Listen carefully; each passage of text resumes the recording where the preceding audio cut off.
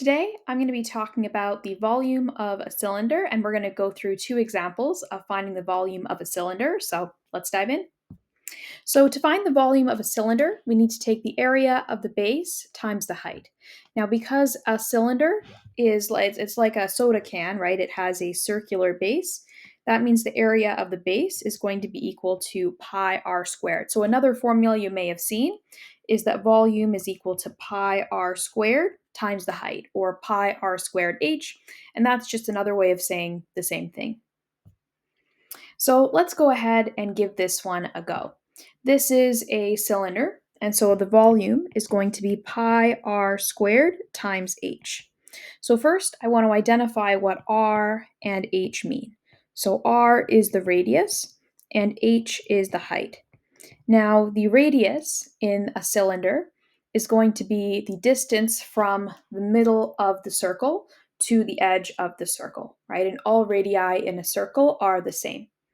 So in this case here, we have that the radius is 5 feet. So r is equal to 5 in this case.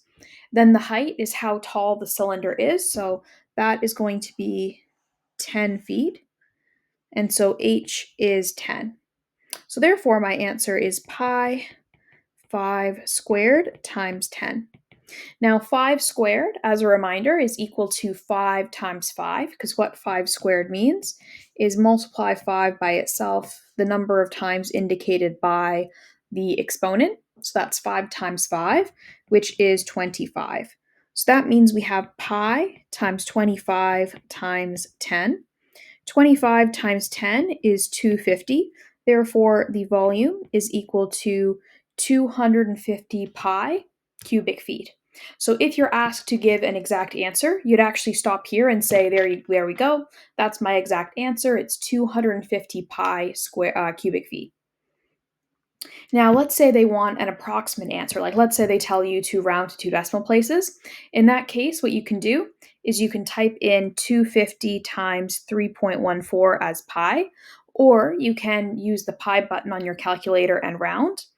And if I do that, I get, if I were going to the nearest two decimal places, I get 785.40 cubic feet. So this is my approximate answer. Whereas this one here is my exact answer.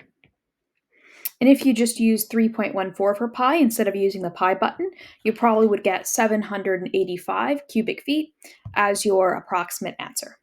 So either way is good, just depends what your school wants. All right, let's do one more example here. So once again, we have a cylinder, and so once again, the volume is equal to pi r squared h, where r is the radius and h is the height. So in this case, what is r? Well, in this case, I notice that the diameter, the full length from one edge to the other, is 3 meters.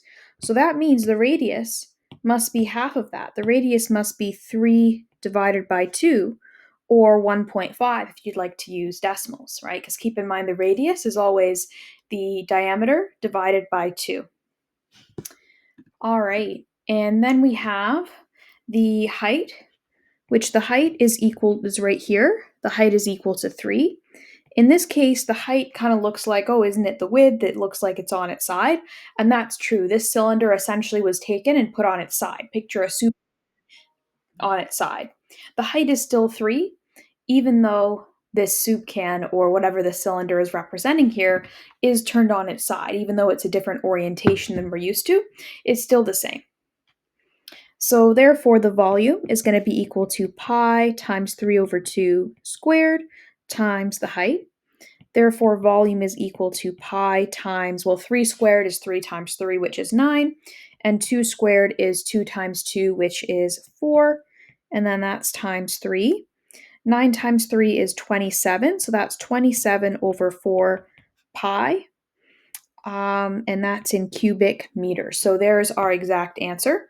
Now, if we want an approximate answer, what you'll type into your calculator is 27 times pi, hit enter, and then divide by 4, hit enter again, and you'll get a very long number, but if we're rounding to the nearest 2 decimal points, the nearest hundredth, we're going to get approximately 21.21 cubic meters, because you'll get 21.20575 and some other numbers perhaps as well. And then the 5 in that thousands place rounds the hundreds place one up to a 1 from the 0. Well, there we go. As always, if you have any questions about any of that, feel free to leave those down in the comment section, and we'll see you for the next one.